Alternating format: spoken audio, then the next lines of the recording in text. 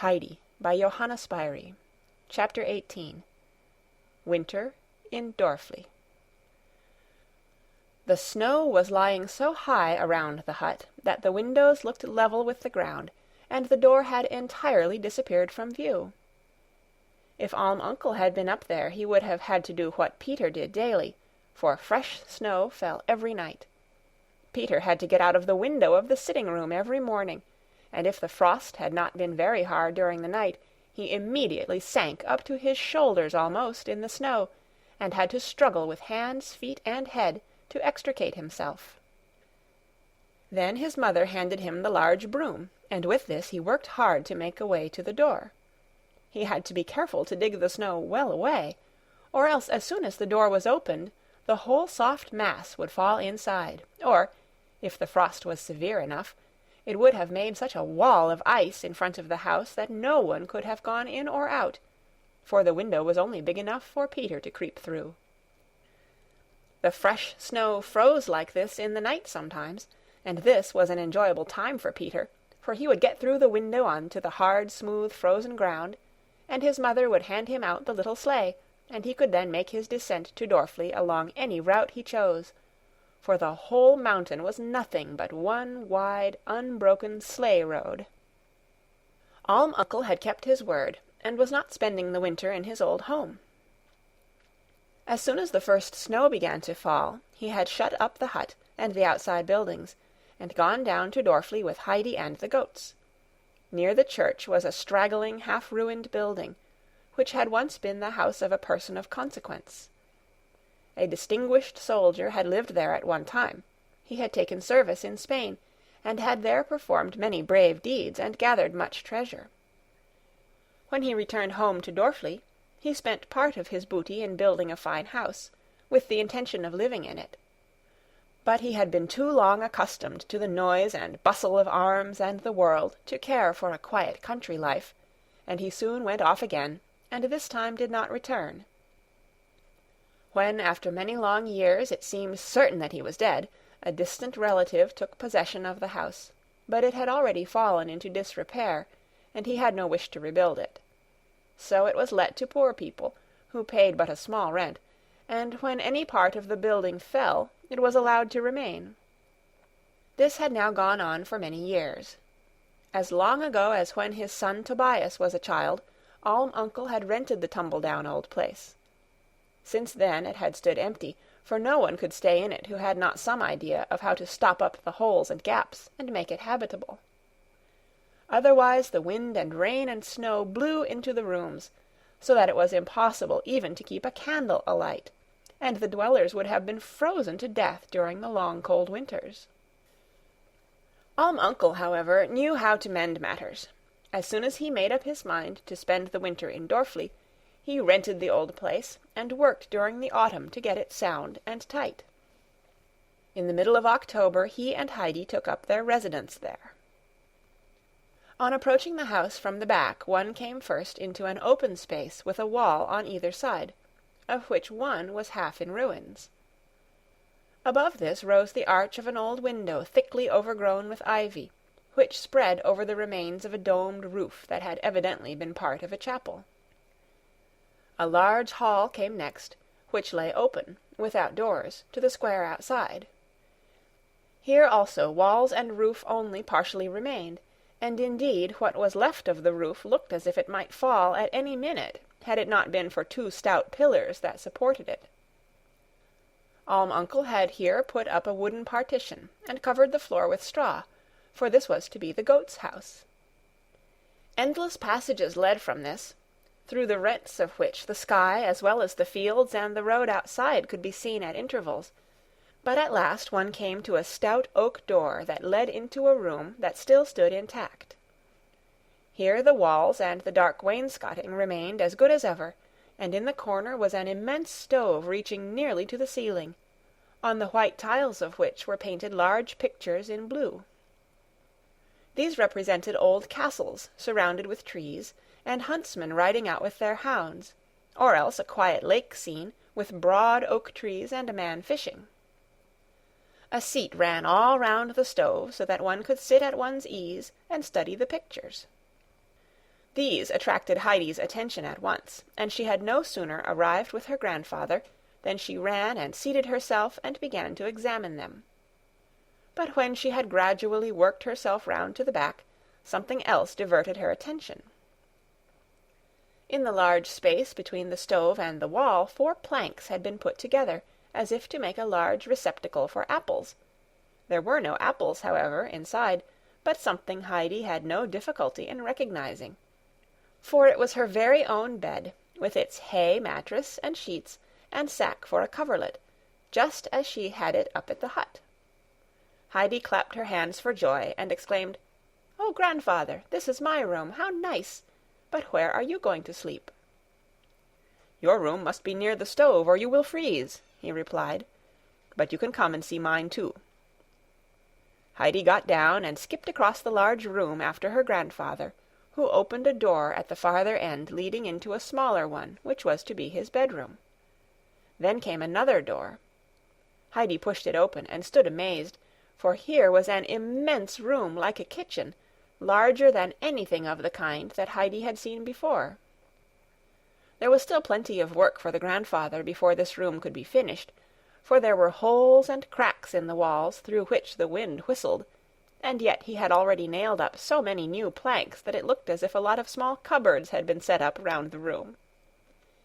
He had, however, made the large old door safe with many screws and nails, as a protection against the outside air, and this was very necessary, for just beyond was a mass of ruined buildings overgrown with tall weeds, which made a dwelling-place for endless beetles and lizards.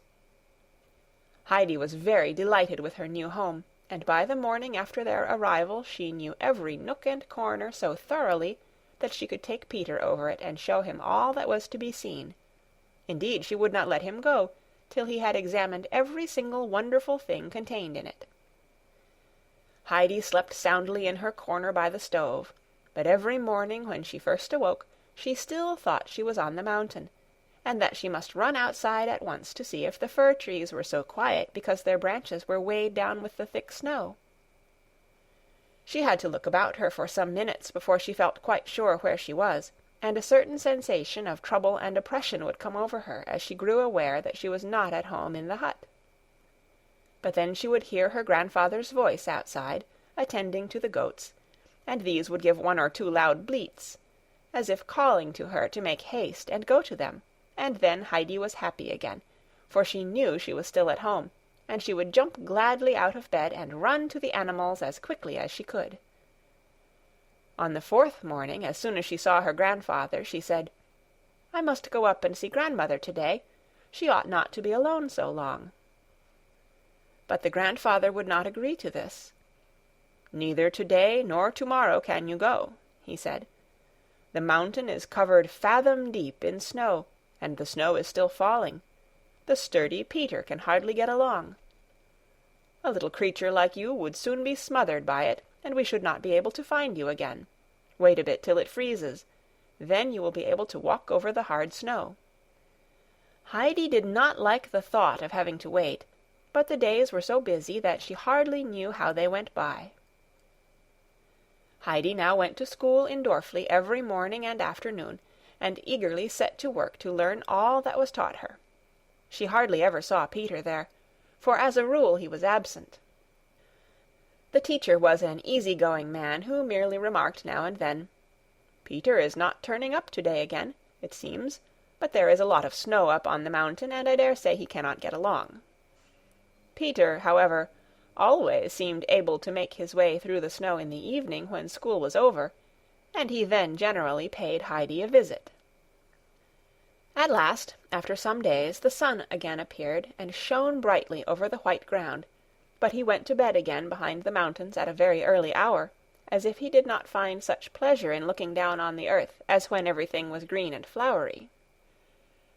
But then the moon came out clear and large, and lit up the great white snow-field all through the night, and the next morning the whole mountain glistened and sparkled like a huge crystal.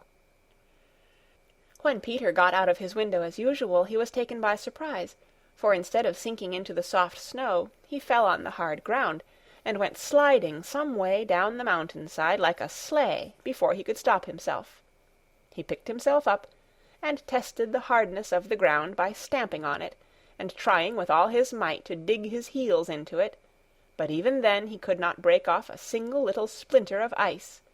The alm was frozen hard as iron. This was just what Peter had been hoping for, as he knew now that Heidi would be able to come up to them.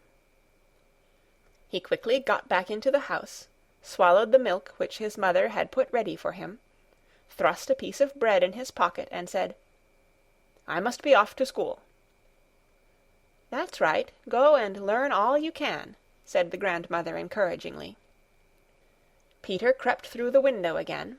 The door was quite blocked by the frozen snow outside, pulling his little sleigh after him, and in another minute was shooting down the mountain. He went like lightning, and when he reached Dorfli, which stood on the direct road to Mayenfeld, he made up his mind to go on further, for he was sure he could not stop his rapid descent without hurting himself and the sleigh too. So down he still went till he reached the level ground, where the sleigh came to a pause of its own accord. Then he got out and looked round.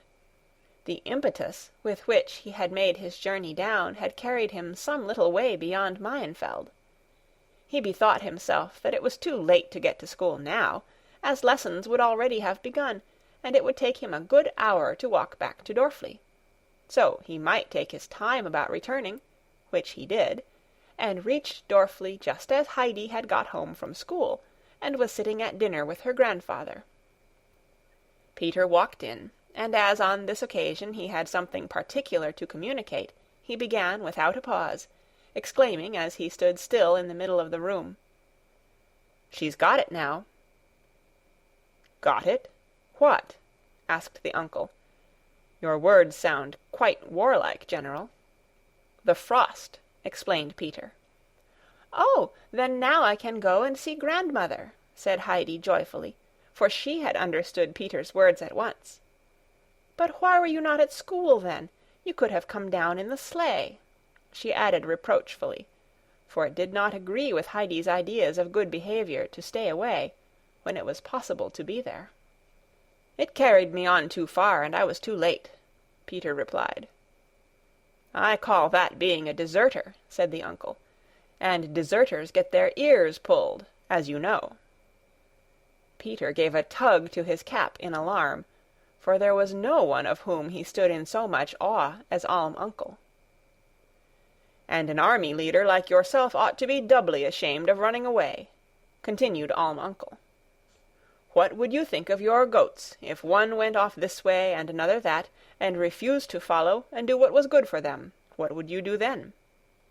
"I should beat them," said Peter promptly. "And if a boy behaved like these unruly goats, and he got a beating for it, what would you say then?" "Serve him right," was the answer. "Good. Then understand this. Next time you let your sleigh carry you past the school when you ought to be inside at your lessons, come on to me afterwards, and receive what you deserve." Peter now understood the drift of the old man's questions, and that he was the boy who behaved like the unruly goats, and he looked somewhat fearfully towards the corner to see if anything happened to be there such as he used himself on such occasions for the punishment of his animals. But now the grandfather suddenly said in a cheerful voice, "Come and sit down and have something, and afterwards Heidi shall go with you. Bring her back this evening, and you will find supper waiting for you here."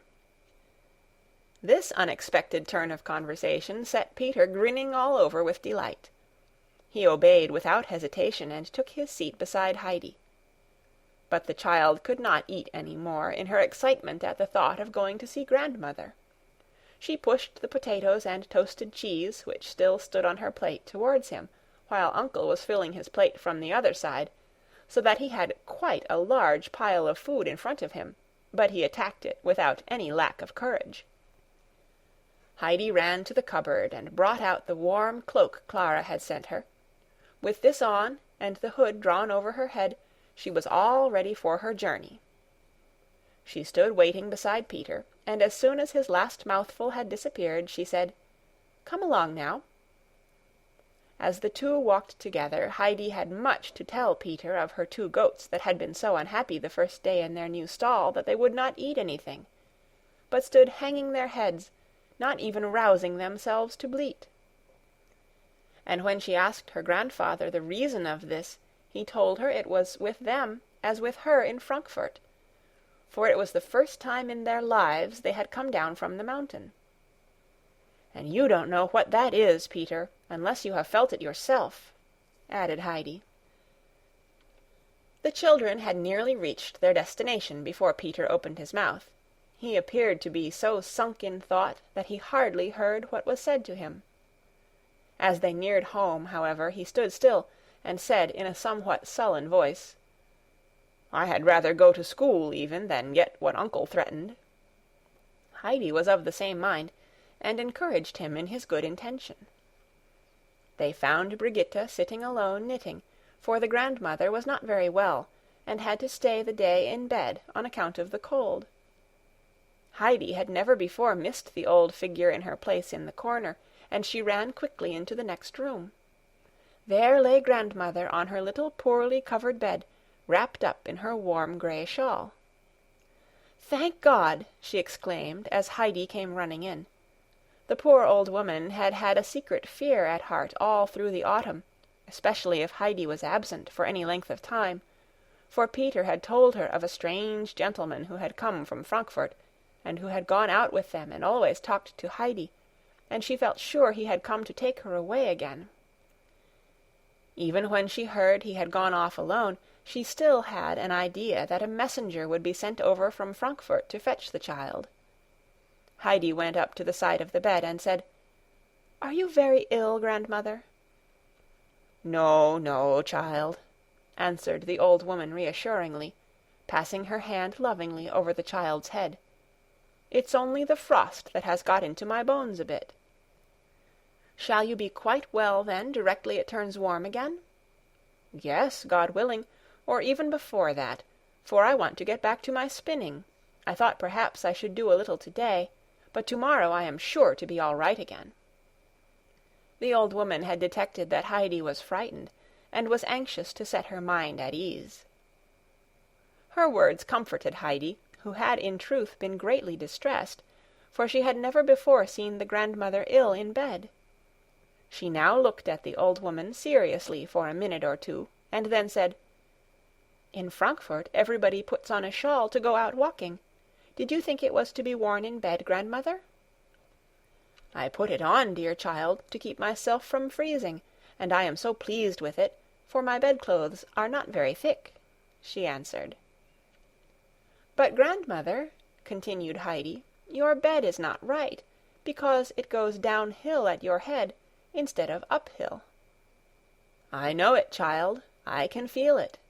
And the grandmother put up her hand to the thin flat pillow, which was little more than a board under her head, to make herself more comfortable.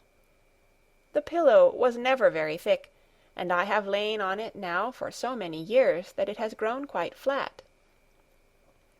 "Oh, if only I had asked Clara to let me take away my Frankfurt bed," said Heidi.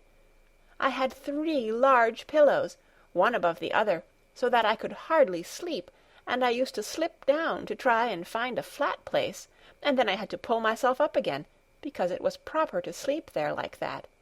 Could you sleep like that, grandmother?" "Oh, yes. The pillows keep one warm, and it is easier to breathe when the head is high," answered the grandmother, wearily raising her head as she spoke, as if trying to find a higher resting place. "But we will not talk about that, for I have so much that other old sick people are without, for which I thank God. There is the nice bread I get every day, and this warm wrap, and your visits, Heidi. Will you read me something today?" Heidi ran into the next room to fetch the hymn book. Then she picked out the favorite hymns one after another, for she knew them all by heart now, as pleased as the grandmother to hear them again after so many days. The grandmother lay with folded hands, while a smile of peace stole over the worn, troubled face, like one to whom good news has been brought. Suddenly Heidi paused. "Grandmother, are you feeling quite well again already?" "Yes, child, I have grown better while listening to you. Read it to the end." The child read on, and when she came to the last words, "As the eyes grow dim and darkness closes round, the soul grows clearer, sees the goal to which it travels, gladly feels its home is nearer." The grandmother repeated them once or twice to herself, with a look of happy expectation on her face. And Heidi took equal pleasure in them, for the picture of the beautiful sunny day of her return home rose before her eyes, and she exclaimed joyfully, "Grandmother, I know exactly what it is like to go home." The old woman did not answer, but she had heard Heidi's words, and the expression that had made the child think she was better remained on her face. A little later Heidi said, "It is growing dark, and I must go home. I am glad to think that you are quite well again." The grandmother took the child's hand in hers and held it closely. "Yes," she said, "I feel quite happy again. Even if I have to go on lying here, I am content. No one knows what it is to lie here alone day after day, in silence and darkness, without hearing a voice or seeing a ray of light. Sad thoughts come over me, and I do not feel sometimes as if I could bear it any longer, or as if it could ever be light again. But when you come and read those words to me, then I am comforted, and my heart rejoices once more." Then she let the child go, and Heidi ran into the next room, and bid Peter come quickly, for it had now grown quite dark. But when they got outside, they found the moon shining down on the white snow, and everything as clear as in the daylight. Peter got his sleigh, put Heidi at the back, he himself sitting in front to guide, and down the mountain they shot like two birds darting through the air. When Heidi was lying that night on her high bed of hay, she thought of the grandmother on her low pillow, and of all she had said about the light and comfort that awoke in her when she heard the hymns, and she thought, "If I could read to her every day, then I should go on making her better." But she knew that it would be a week, if not 2, before she would be able to go up the mountain again. This was a thought of great trouble to Heidi, and she tried hard to think of some way which would enable the grandmother to hear the words she loved every day. Suddenly an idea struck her, and she was so delighted with it that she could hardly bear to wait for morning, so eager was she to begin carrying out her plan. All at once she sat upright in her bed, for she had been so busy with her thoughts that she had forgotten to say her prayers, and she never now finished her day without saying them. When she had prayed with all her heart for herself, her grandfather and grandmother, she lay back on the warm, soft hay and slept soundly and peacefully till morning broke. End of chapter 18. Read by Kara Schallenberg on April 26, 2006, in Oceanside, California.